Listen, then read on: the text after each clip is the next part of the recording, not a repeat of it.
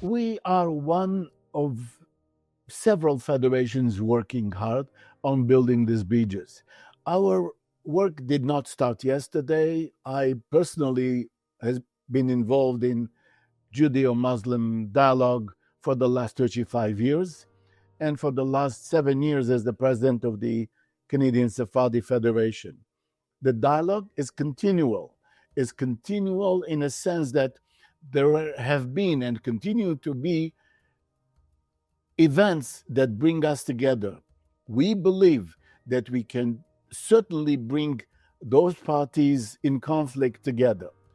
The conference that I mentioned earlier, the one that will be held on May 25th, actually brings theologians and religious leaders from Israel, from the US, from Canada, and from Morocco here.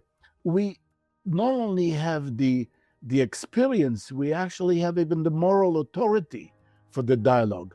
I come to Morocco at least a couple times a year. As I told you before we opened, I was in Smara in November of last year for a conference on dialogue between Muslim Jews and Christians, which is what Morocco excels in. I was in Smara. This is the provinces of the southern provinces of Morocco. But I have to dwell a little bit more on Morocco. Morocco is a unique case.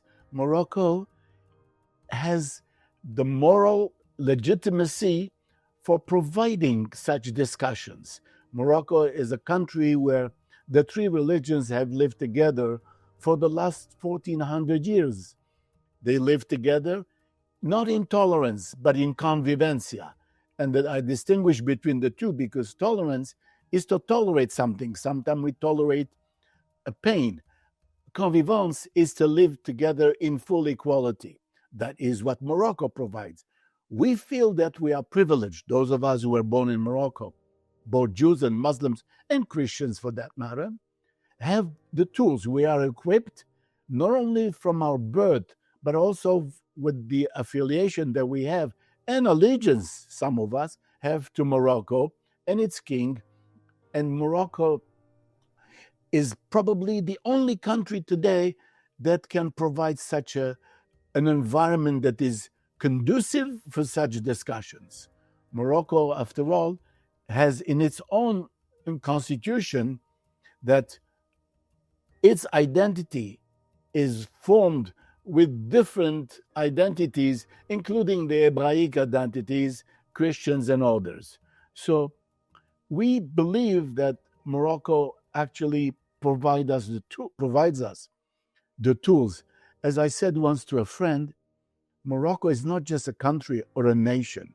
Morocco is an idea. And that is what we have to really broadcast to the rest of the world.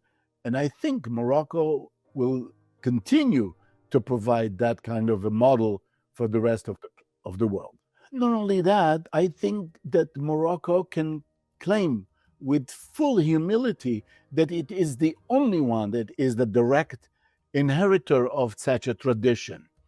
In fact, Morocco today is the one that is become the guardian of Andalusian music, which was written about 1,000 years ago, and it includes themes and melodies that are of the three religions. So Morocco is undisputable the guardian of such a culture.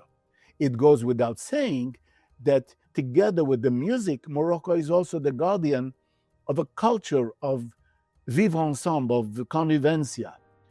It is the culture that prevailed in Andalusia for over 750 years, from the advent of Islam in Andalusia in the year 710, all the way to 1492, when the Jews and Muslims were exiled from the Iberian Peninsula, in Spain in 1492, and then in Portugal in 1497.